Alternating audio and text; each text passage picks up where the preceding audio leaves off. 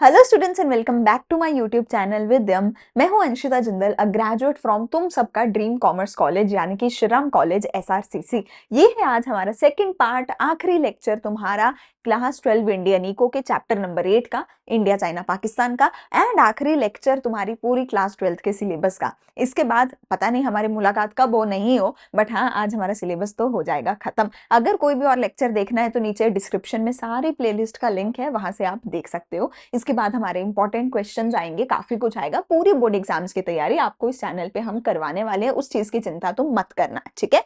Notes चाहिए तो Telegram का लिंक है नीचे, और अगर एमसीक्यूज चाहिए 20 नंबर की वेटेज रखते हैं जो कि, तो नीचे व्हाट्सएप चैनल का लिंक है।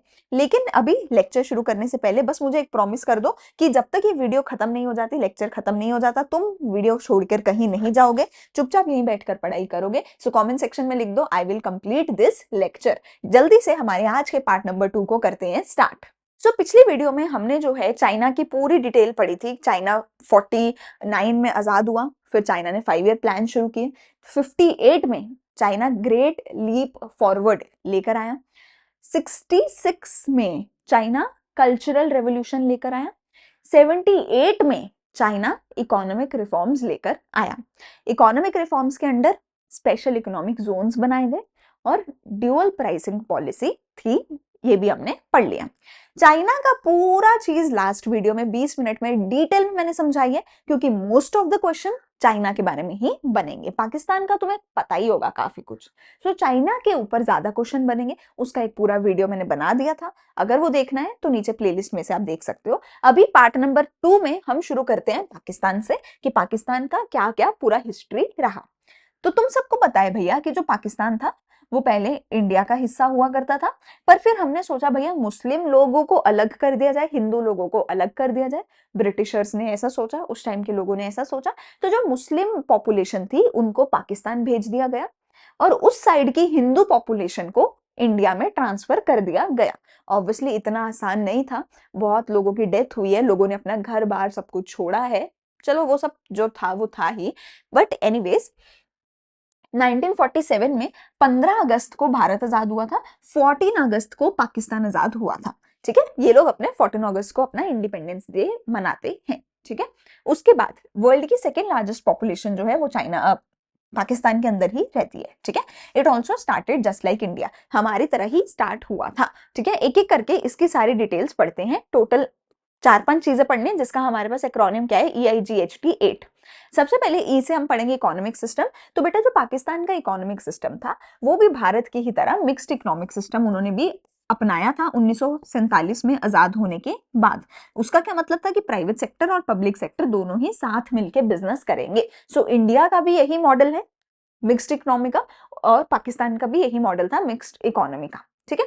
फिर आई इकोनॉमिक पॉलिसीज, उनकी अलग अलग पॉलिसीज क्या आई, उन्होंने भी इंडिया की ही तरह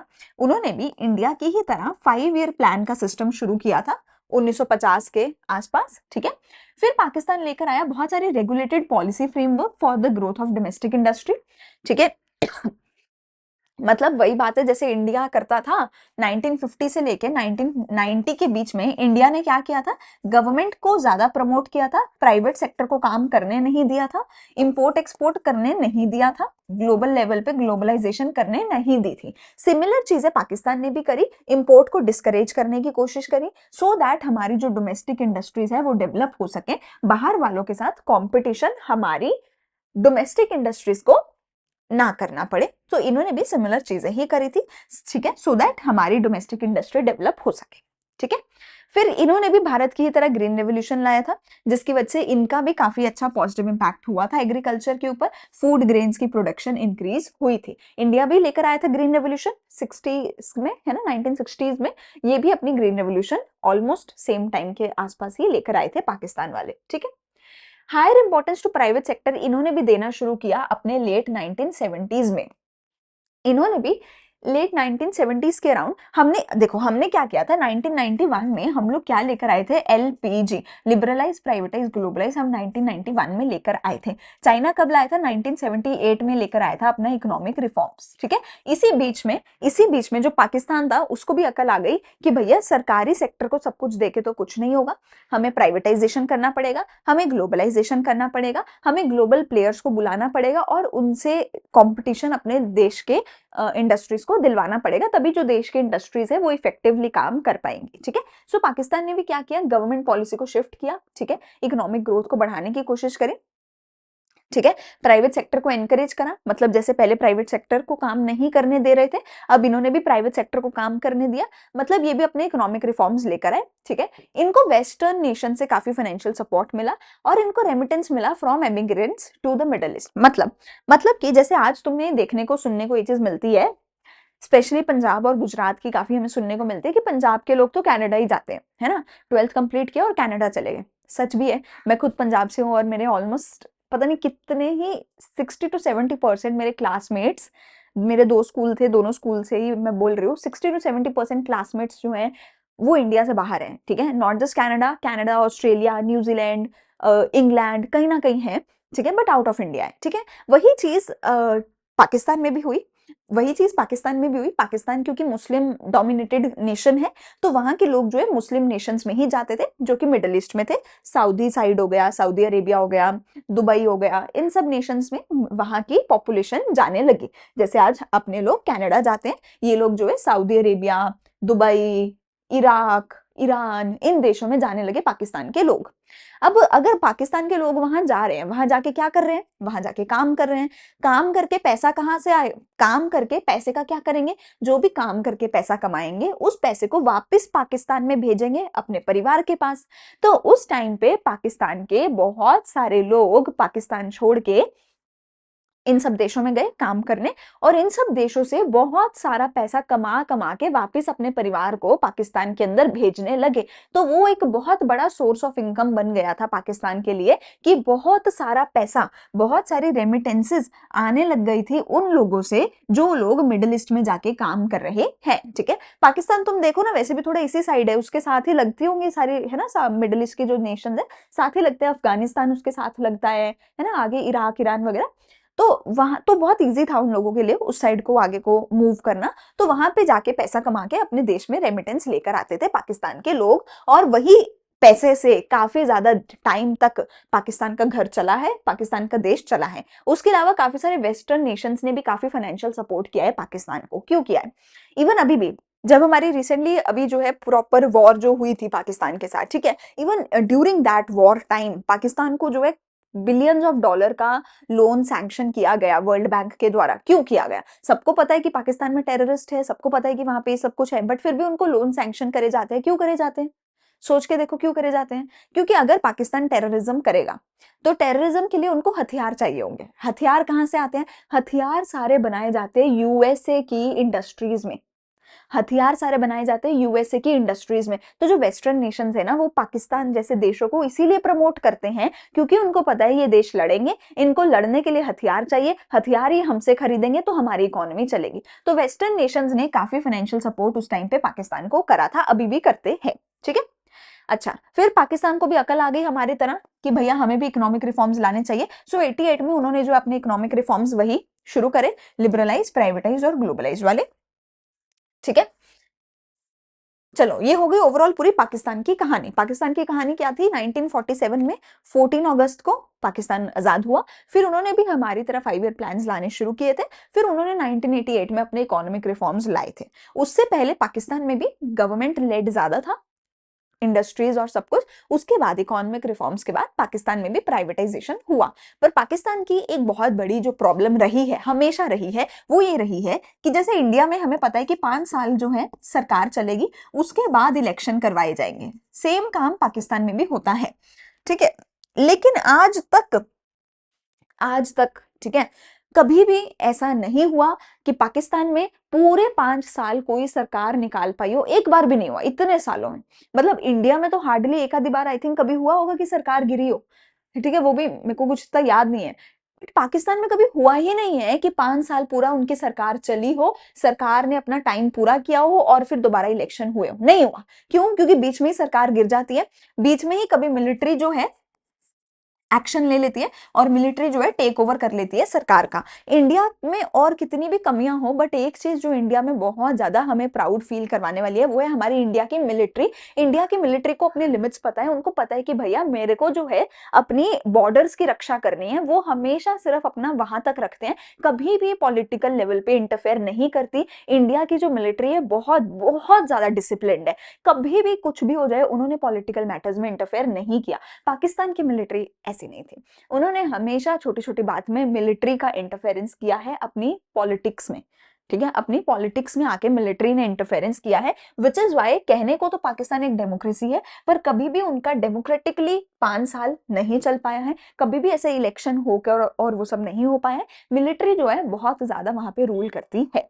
ठीक है, चाइना का तो हमने बोला ही था कि भैया डिक्टेटरशिप की तरह ही है, वन पार्टी रूल है। इंडिया जो है वो सही मायने में, असली मायने में जो है डेमोक्रेसी है। ठीक है, अच्छा, उसके अलावा हमने क्या पढ़ा कि जो पाकिस्तान है, पाकिस्तान की एक और बहुत बड़ी प्रॉब्लम ये थी कि पाकिस्तान के लोग जो है पाकिस्तान छोड़ के उस टाइम मिडिल ईस्ट जा रहे थे, वहां पे मिडिल ईस्ट में जाके काम करते थे और वहां से पैसा कमा के अपने देश में वापस भेजते थे।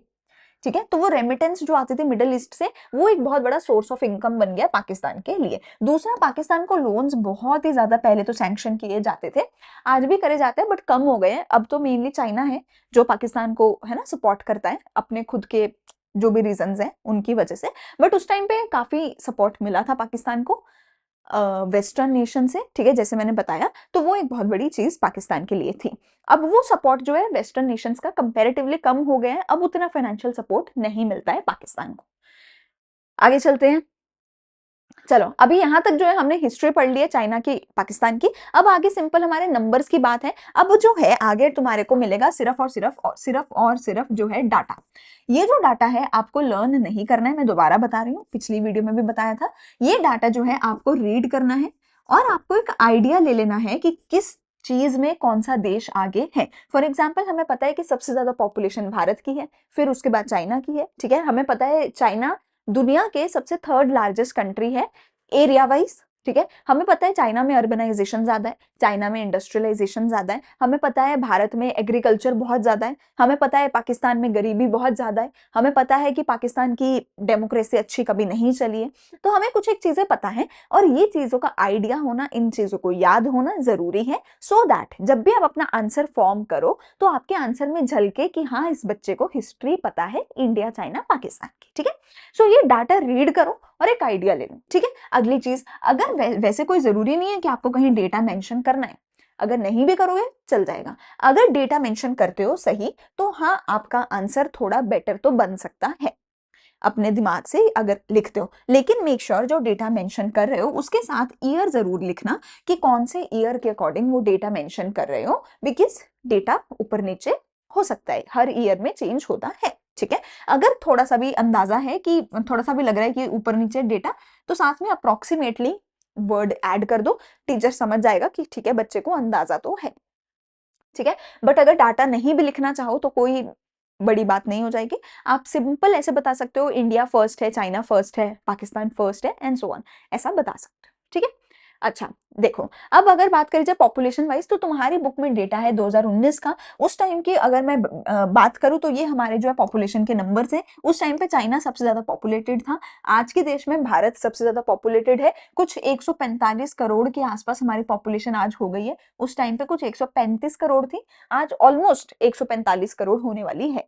ठीक है, ग्रोथ रेट ऑफ पॉपुलेशन की बात करी जाए, ये तो एब्सोल्यूट नंबर में है कि इतने लोग हमारे देश में हैं, ये तो वो है, ये है कि पर ईयर कितना परसेंट ग्रो हो रहा है। तो भारत में अगर तुम देखो ऑलमोस्ट 1% का ग्रोथ रेट है, कि मतलब अगर 145 करोड़ लोग हमारे देश में हैं तो 1.45 करोड़ लोग हर साल ऐड ऑन हो रहे हैं हमारे देश में। ठीक है, मतलब 1% का यही मतलब होगा। ठीक है ना, सो चाइना का जो ग्रोथ रेट है बहुत कम है, 0.46 है, इंडिया का 1.03 है, पाकिस्तान का बहुत ज्यादा है, 2.05 है। ठीक है, हमें पता ही है ये तो, चलो ठीक है। अब चाइना में ऐसा क्यों है कि चाइना में इतना कम है ग्रोथ रेट, ऐसा क्यों है, जबकि चाइना एक टाइम पे भारत से भी ज्यादा पॉपुलेटेड था। सो चाइना में बेटा उन्होंने क्या किया, उन्होंने बहुत जल्दी समझ लिया कि भैया ये तो हमारी बहुत बड़ी प्रॉब्लम है कि हमारे देश में इतनी पॉपुलेशन है, इतने ज्यादा लोग हैं। देखो अच्छी बात है, पॉपुलेशन ज्यादा होना भी अच्छी बात है, पर बहुत ज्यादा होना गलत है। क्यों? क्योंकि तुम्हारे रिसोर्सेज पे ना ओवरबर्डन होगा। तो चाइना ने क्या किया, चाइना ने अडॉप्ट करी 1979 में वन चाइल्ड पॉलिसी। और चाइना ने स्ट्रिक्टली बोल दिया कि एक बच्चे से ज्यादा कोई पैदा नहीं कर सकता, स्ट्रिक्टली बोल दिया। ठीक है। अब ऑब्वियसली बहुत बड़ी प्रॉब्लम है भैया, तुम ऐसे नहीं कर सकते लोगों के साथ, ऐसा लोगों को how can you tell people कि तुम सिर्फ एक ही बच्चा पैदा कर सकते हो, गलत है। तो फिर लोगों ने ऑब्वियसली प्रोटेस्ट वगैरह किया होगा। फिर चाइना ने 1985 के अराउंड इस पॉलिसी को थोड़ा सा चेंज किया और बोला कि अगर तुमने पहला बच्चा कर लिया और पहली बच्ची तुम्हारी हुई है एक डॉटर, तो सिर्फ उस केस में you are allowed to have a second child. तो चाइना ने ये बोला, ठीक है चलो थोड़ा सा लोगों को इंप्रूव कर दिया। वैसे तो देखो गलत ही बात है ना, क्यों तुम लड़कियों के साथ ऐसे करते हो, बट वी ऑल नो यार कि क्या हमारी हिस्ट्री रही है, ठीक है पास्ट में। आज की डेट में ऑब्वियसली सब कुछ बेटर हो रहा है। एनीवेज, तो फर्स्ट चाइल्ड अगर तुम्हारी डॉटर है तो तुम सेकंड चाइल्ड कर सकते हो, ये चाइना ने बोला फिर 1985 के अराउंड, ठीक है। लेकिन फिर फाइनली 2015 के तक आते आते आते आते चाइना ने वापस से लोगों को अलाउ कर दिया कि तुम दो बच्चे कर सकते हो। अब देखो इस चीज से अच्छा क्या हुआ, इस चीज से अच्छा ये हुआ कि जो चाइना चाइना का पॉपुलेशन का ग्रोथ रेट था वो कम हो गया, बहुत ज्यादा कम हो गया। लेकिन इससे बुरा क्या होगा, for a short period of time, कुछ 20 30 50 साल के लिए तुम्हें एक प्रॉब्लम सहनी पड़ेगी। वो प्रॉब्लम क्या होगी कि तुम्हारी पॉपुलेशन में यंग लोग बहुत कम होंगे जो कमा रहे हैं, है ना, पूरे देश को सपोर्ट कर रहे हैं, जीडीपी में ऐड कर रहे हैं, और बुढ़े लोग जो टेक्निकली तुम्हारे लिए एक लाइबिलिटी है, जो कमाएंगे नहीं पर खाएंगे जरूर। और वो बुढ़े लोग तुम्हारी पॉपुलेशन में ओल्ड एज लोग ज्यादा हो जाएंगे। कोई भी देश नहीं चाहता कि उसकी पॉपुलेशन में ऐसा हो, पर क्योंकि अब चाइना ने वन चाइल्ड पॉलिसी करी थी तो उसकी पॉपुलेशन में ऐसा होगा फॉर सम टाइम। उसके बाद आई थिंक ओवर 50 60 ईयर्स के बाद जो है पॉपुलेशन दोबारा स्टेबलाइज होने लग जाएगी एंड लोअर ग्रोथ रेट पे स्टेबलाइज हो जाएगी। बट अभी के लिए चाइना में ये देखने को मिल रहा है, ठीक है। तो ये था वन चाइल्ड पॉलिसी, इसको इंपॉर्टेंट मार्क कर लेना क्योंकि वन चाइल्ड पॉलिसी पे क्वेश्चन काफी बार पूछे जाते हैं, ठीक है। अच्छा, अब आगे आते हैं मेरे डेमोग्राफिक इंडिकेटर्स। अब डेमोग्राफिक इंडिकेटर्स को मैं जल्दी जल्दी जल्दी जल्दी समझाती चली जाऊंगी और आप सुनते चले जाना, बिकॉज इसमें सिर्फ और सिर्फ डेटा है जो आपको याद नहीं करना। All you have to learn is अच्छा इसमें ये अच्छा है, इसमें ये बुरा है, और दिल में थोड़ा बहुत सोच ले, अरे पाकिस्तान यहाँ भी आगे रह गया, यहाँ भी पीछे रह गया पाकिस्तान तो हमसे, ठीक है। चाइना यहाँ भी हमसे आगे निकल गया, थोड़ा बहुत दिमाग में सोचते रहना, ठीक है। बट डाटा याद करने की कोई ज्यादा जरूरत है नहीं, ठीक है। सबसे पहला आता है पॉपुलेशन का नंबर, जो कि अगेन ये बहुत पुराना नंबर है, 17 18 के नंबर्स है। आज की डेट में काफी ज्यादा बढ़ गई है पॉपुलेशन और इंडिया फर्स्ट नंबर पे आ गया है। पर उस टाइम की बात करी जाए तो ऑलमोस्ट 140 करोड़ चाइना में थी और 135 करोड़ इंडिया में थी। आज की डेट में ऑलमोस्ट 145 करोड़ पीपल इंडिया में है और चाइना सेकंड पे आ गया है, इंडिया फर्स्ट है। एनुअल ग्रोथ ऑफ पॉपुलेशन बात करी जाए तो मैंने बता दिया इंडिया की 1.03 है ग्रोथ रेट, ठीक है। पाकिस्तान का 2 है, चाइना का 0.46 है, वन चाइल्ड पॉलिसी की वजह से, ठीक है। फिर है डेंसिटी पर स्क्वायर किलोमीटर, कितने लोग रहते पर स्क्वायर किलोमीटर कितने लोग रहते हैं। तो इंडिया में पर स्क्वायर किलोमीटर 455 लोग रहते हैं, चाइना में 148, पाकिस्तान में भी 148 लोग रहते हैं। अब ऐसा क्यों है, जबकि देखो चाइना की तो पॉपुलेशन बहुत ज्यादा है, पाकिस्तान की तो बहुत कम है। फिर ये ऐसा क्यों है, बिकॉज चाइना दुनिया का थर्ड लार्जेस्ट देश है एरिया वाइज, चाइना का एरिया बहुत बड़ा है और पाकिस्तान तो तुम्हें पता है बहुत छोटा सा है। तो इतनी कम पॉपुलेशन होने के बावजूद भी डेंसिटी इतनी है। इंडिया की बात करी जाए तो हाँ, इंडिया में भी एरिया अच्छा खासा है, पाकिस्तान से तो काफी बड़े हैं हम, लेकिन फिर भी इंडिया की तो पॉपुलेशन फिर है ही बहुत ज्यादा, इंडिया की तो फिर पॉपुलेशन है ही बहुत ज्यादा, 140 करोड़ तो लोग हैं हम। तो इंडिया की तो पॉपुलेशन डेंसिटी है ही बहुत ज्यादा। और ये भी नंबर अगर तुम दिल्ली का सर्च करके देखो तो दिल्ली जैसी स्टेट का ये नंबर भी बहुत ज्यादा होगा। ये तो पूरे देश भर का 455 है, दिल्ली का तो आई थिंक एवरेज से भी बहुत ज्यादा होगा, 500 600 से ऊपर ही होना चाहिए, ठीक है। सो इसका मतलब है कि पर स्क्वायर किलोमीटर कितने लोग रहते हैं। तो चाइना और पाकिस्तान में 150 लोग रहते हैं पर स्क्वायर किलोमीटर, इंडिया में 450 लोग रहते हैं तुम्हारे 1 स्क्वायर किलोमीटर के दायरे में, 450 लोग। मतलब सोच के देखो कितना ज्यादा है ये नंबर, ठीक है। जेंडर रेशो की अगर बात करी जाए तो इंडिया में पर 1000 मेल के बदले में 924 लड़कियां हैं, जो कि इंडिया का सबसे कम है। पाकिस्तान में 943 है, चाइना में 949 लड़कियां हैं पर 1000 मेल्स के अराउंड, के ऊपर, ठीक है। फर्टिलिटी रेट देखा जाए तो चाइना में 1.7 है, पाकिस्तान में 3.7 है, फर्टिलिटी इंडिया में 2.2 है। फर्टिलिटी रेट का मतलब है कि वो वाली वुमेन जो इस एज में है कि वो बच्चे को बर्थ दे सकती हैं, ठीक है। कुछ आई थिंक 20 to 35 की एज होती होगी, ऐसा कुछ एज ब्रैकेट होगा जो वुमेन इस एज ब्रैकेट में है। ऑन एन एवरेज वो वाली वुमेन कितने बर्थ दे रही हैं जो इस एज ब्रैकेट में है। सो इंडिया की कितनी है, 2.2 है कि ऑन एन एवरेज इस एज ब्रैकेट वाली वुमेन 2.2 बर्थ दे रही हैं। ऑब्वियसली तुम 0.2 बच्चा नहीं पैदा कर सकते हो, पर क्योंकि वो एवरेज है तो ये नंबर ऐसा है कि ऑलमोस्ट 2 बच्चे इस एज ब्रैकेट की विमेन पैदा कर रही है इंडिया में। पाकिस्तान में ऑलमोस्ट 4 बच्चे, और चाइना में तो ऑब्वियसली 1 चाइल्ड पॉलिसी था, उस वजह से ये नंबर काफी ज्यादा गिर गया था, 1.7 है, ठीक है। अर्बनाइजेशन की बात करी जाए तो अर्बनाइजेशन में मैंने क्या बोला था, कल्चरल रेवोल्यूशन की वजह से चाइना का नंबर बहुत ज्यादा है। ऑलमोस्ट 60% लोग चाइना के जो है अर्बन एरिया में रहते हैं। इंडिया के 34 है, पाकिस्तान के 37% लोग जो है अर्बन एरिया में रहते हैं, ठीक है। फिर जीडीपी की बात करी जाए अगर, सो जीडीपी चाइना की जो है, अगेन ये नंबर 2019 का होगा, 2018-19 के करीब का नंबर होना चाहिए ये। तो चाइना की जो है 22.5 ट्रिलियन डॉलर की इकोनॉमी है, इंडिया की 9.03 ट्रिलियन डॉलर की इकोनॉमी थी उस टाइम पे, और पाकिस्तान की 0.94 ट्रिलियन थी। आज की डेट में कितने बिलियन डॉलर की इकोनॉमी हो गई है मुझे कमेंट सेक्शन में बताना, ठीक है। और साथ में वो मीम भी बताना, अमेरिका क्या कहता था, साथ में वो मीम भी बताना, ठीक है। चलो, तो इंडिया, चाइना, पाकिस्तान की जीडीपी इतनी थी, मतलब तुम देखो चाइना पाकिस्तान की जीडीपी इंडिया से 10 गुना छोटी है, ठीक है, और इंडिया की जीडीपी चाइना से ऑलमोस्ट 2.5 गुना छोटी है, ठीक है। ऑलमोस्ट 2.5 गुना छोटी है चाइना से इंडिया की जीडीपी, और 10 गुना छोटी है पाकिस्तान की हमसे, ठीक है। अगर जीडीपी के ग्रोथ की बात करी जाए तो 1980-90 में हमारी जो जीडीपी थी ऑलमोस्ट 5.7% से ग्रो कर रही थी। आज की डेट में हमारी जीडीपी 7.3% से ग्रो कर रही है, जो कि काफी ज्यादा अच्छी चीज है। चाइना की पहले 10 से ग्रो कर रही थी, अब 6.8 पे आ गई है। उस टाइम पे चाइना जो है नया नया इकोनॉमिक रिफॉर्म लेकर आया था, तो उस टाइम पे एकदम से इंडस्ट्रियलाइजेशन बढ़ गई थी, एकदम से जो है ग्रोथ बहुत ज्यादा हो गई थी हमारी जो है। लेकिन अब जो है चाइना की धीरे धीरे ग्रोथ स्लो हो गई है। पाकिस्तान की पहले 6.3 थी, अब 5.3 थी। पाकिस्तान तो उल्टा अब डाउनफॉल में जा रहा है, क्योंकि लड़ाइयाँ, मिलिट्री कू, ठीक है, तो लोन्स, ये सब प्रॉब्लम्स पाकिस्तान की है, ठीक है। चलें आगे। चलो फिर अब लास्ट टॉपिक हमारे पास आई थिंक लास्ट होगा, सेक्टोरल इंडिकेटर्स की primary, secondary, tertiary sector wise India, China, Pakistan का क्या हाल है। तो तुम ये सारे नंबर्स अपने सामने देख सकते हो कि एग्रीकल्चर में, इंडस्ट्री में और सर्विस सेक्टर में इंडिया, चाइना, पाकिस्तान की जीडीपी कितनी है, और इन शेयर्स का, इन सेक्टर्स का कितना शेयर है भारत की एम्प्लॉयमेंट में, ये भी तुम देख सकते हो। एक एक करके समझते हैं। एग्रीकल्चर सेक्टर की बात करी जाए तो तुम देख सकते हो चाइना की जीडीपी में सिर्फ 7% कंट्रीब्यूट करता है एग्रीकल्चर, हमारा अभी भी 19% है। चाइना का तो जो इंडस्ट्रियलाइजेशन इतना ज्यादा हो गया कि इंडस्ट्रियल सेक्टर बहुत बड़ा कंट्रीब्यूटर है, तो एग्रीकल्चर बहुत कम है। लेकिन हमारा आज भी ऑलमोस्ट 20% जीडीपी एग्रीकल्चर से आती है, पाकिस्तान की भी ऑलमोस्ट 24-25% आती है एग्रीकल्चर से, ठीक है।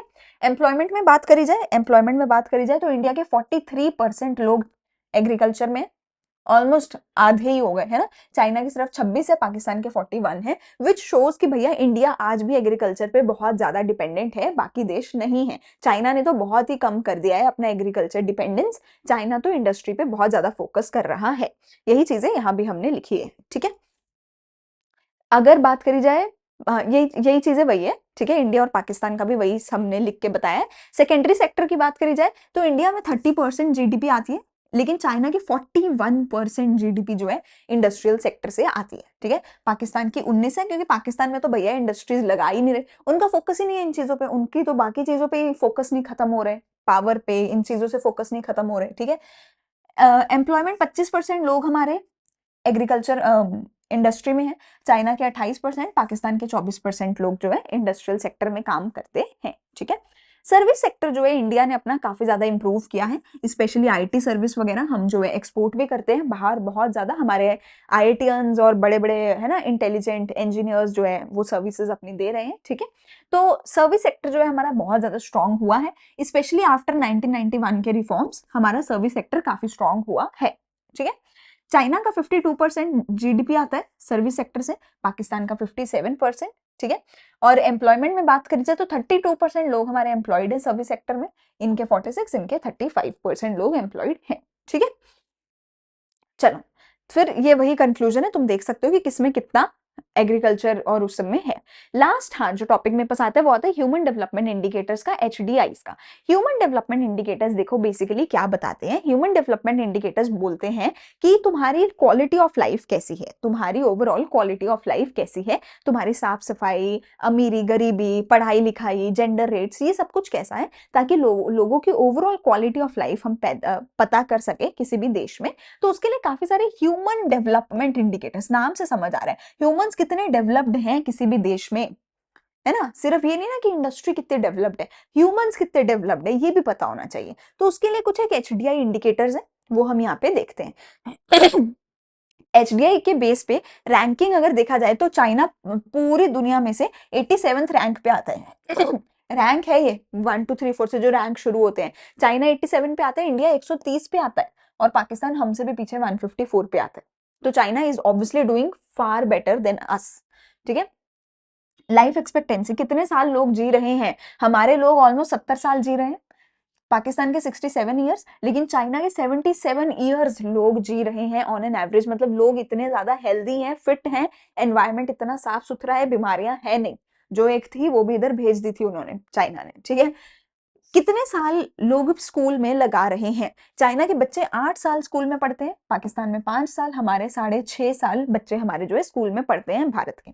जीडीपी पर पर्सन जीडीपी देखो भैया, हमारी तो ऑलमोस्ट पाकिस्तान के बराबर है, इसकी 5,000 है, हमारी 6,000 है, लेकिन चाइना के भैया 16,000 रुपए है, हमसे ऑलमोस्ट 3 गुना ज्यादा, 2.6 2.5 गुना से ज्यादा हमसे, ठीक है। मतलब पर पर्सन कितना, हर इंसान कितना पैसा कमा रहा है, 16,000 US डॉलर कमा रहे हैं चाइना के लोग, हमारे सिर्फ 6,000 USD कमा रहे हैं, ठीक है। हमारे 21% लोग बिलो पॉवर्टी लाइन है, चाइना के सिर्फ 1% लोग भी बिलो पॉवर्टी लाइन है, पाकिस्तान के 24%। मतलब तुम देखो हमारे और पाकिस्तान में कुछ बहुत ज्यादा फर्क दिख नहीं रहा है नंबर्स में, और ये नंबर्स जो है हम नहीं बताते हैं, है ना, इंटरनेशनल ऑर्गेनाइजेशंस बताती हैं, जो कि गलत नहीं बताएंगे, जो कि मैन्युपुलेट नहीं करेंगे नंबर्स को, ठीक है। सो देखो चाइना हमसे कितना ज्यादा आगे है, सिर्फ 1% लोग जो है वो गरीबी रेखा के नीचे हैं।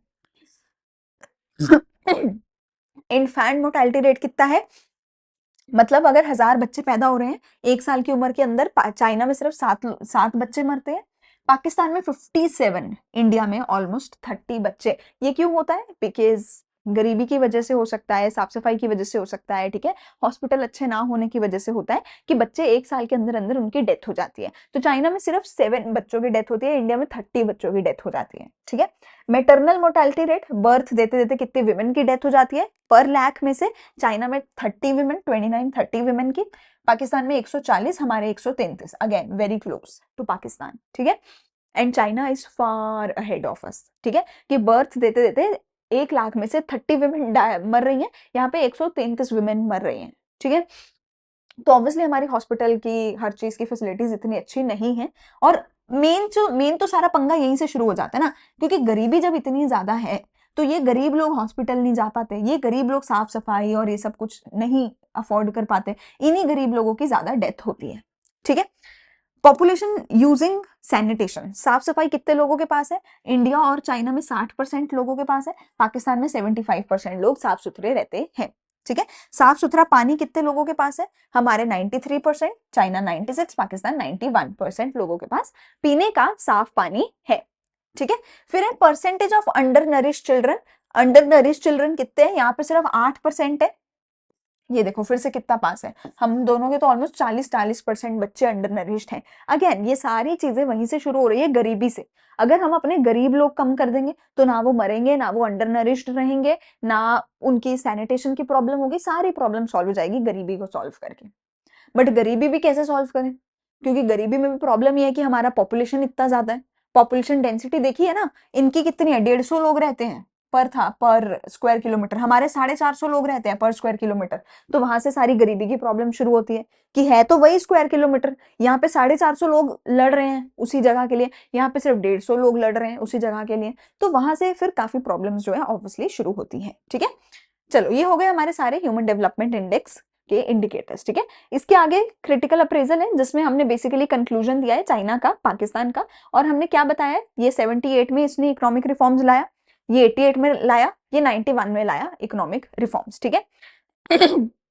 चाइना को किसी ने बोला नहीं था, चाइना अपनी मर्जी से लाया था। इंडिया और पाकिस्तान को फोर्स किया गया था वर्ल्ड बैंक के द्वारा कि इकोनॉमिक रिफॉर्म्स लाने पड़ेंगे, ठीक है। चाइना ने अपना जो है ग्रेट लीप फॉरवर्ड लाया, जो थोड़ा फेल हो गया था। चाइना में शुरू में ग्रोथ कम थी, पर इकोनॉमिक रिफॉर्म्स के बाद चाइना की जो है हालत काफी बेटर हो गई थी, ठीक है। चाइना ने अपनी एजुकेशन, हेल्थ, लैंड रिफॉर्म, हर चीज में काफी ज्यादा अच्छी खासी इन्वेस्टमेंट करी है, जिस वजह से काफी ग्रोथ चाइना में देखने को मिली है। अलग अलग फेजेस में चाइना लेकर आया था, फेज 1 फेज 2 में लाया था। पहले एग्रीकल्चर पे फोकस किया था, फिर इंडस्ट्री पे फोकस किया था इकोनॉमिक रिफॉर्म्स के अंडर, ठीक है।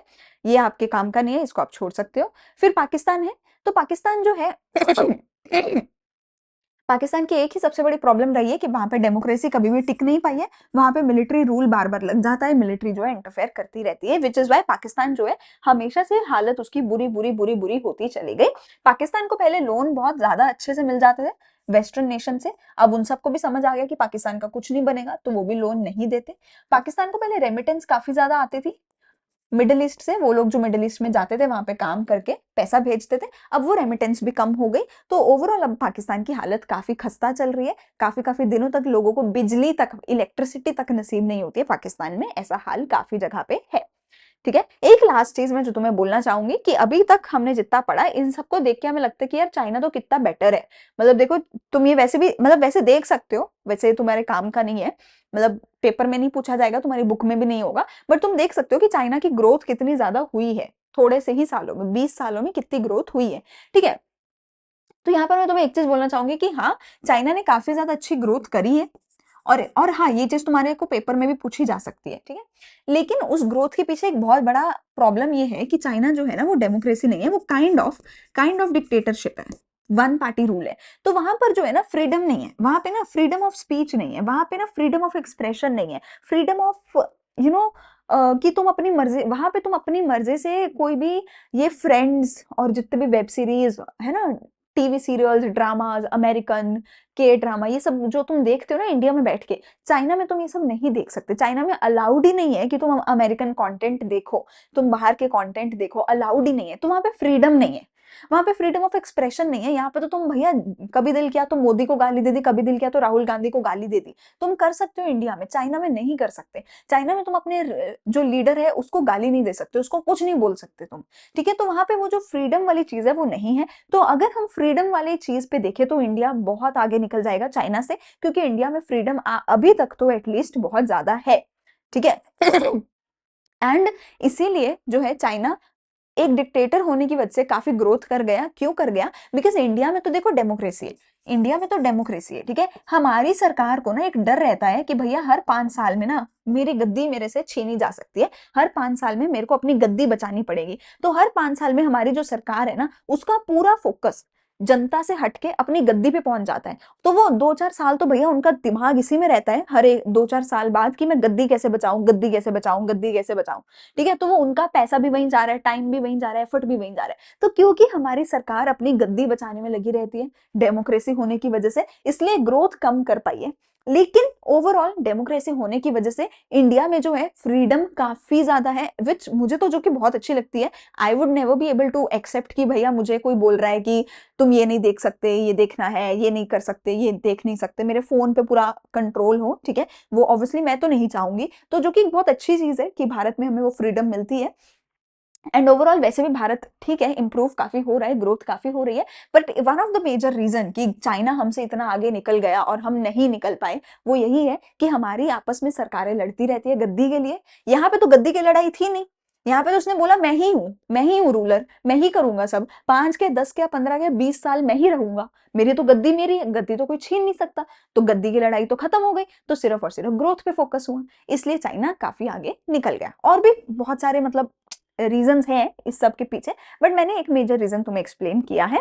पेपर में ये कई बार पूछा जा सकता है कि क्या क्वालिटी ऑफ लाइफ इंडिया में अच्छी है या वहां पे है, तो तुम बोलोगे कि ओवरऑल ह्यूमन डेवलपमेंट इंडेक्स देखें तो चाइना बहुत आगे है, भारत से। पर जो हमारा ह्यूमन डेवलपमेंट इंडेक्स है वो फ्रीडम की बात करता ही नहीं है। ह्यूमन डेवलपमेंट इंडेक्स में कोई भी ऐसी चीज की बात नहीं हो रही जो लोगों की फ्रीडम को एक्सप्लेन करे। और फ्रीडम के मामले में अगर देखा जाए तो चाइना हमसे बहुत पीछे है, हम बहुत आगे हैं, इसलिए उस मामले में चाइना से हम काफी ज्यादा बेहतर हैं। ठीक है, यहाँ पर हमारा लेक्चर, हमारा सिलेबस, हमारा चैप्टर सब कुछ होता है खत्म। अगर पूरा लेक्चर सुना है तो डन लिख के जाओ कमेंट सेक्शन में और मेरे को बताओ कि हाँ हमने पूरा लेक्चर खत्म कर लिया है, पूरा सिलेबस हमने खत्म कर लिया है। मुझे कमेंट सेक्शन में जरूर बताना। कोई भी डाउट है तो कमेंट सेक्शन में पूछ सकते हो। हम मिलेंगे फिर कभी किसी और वीडियो में। तब तक के लिए अच्छे से पढ़ाई करते रहो। Thank you, bye bye.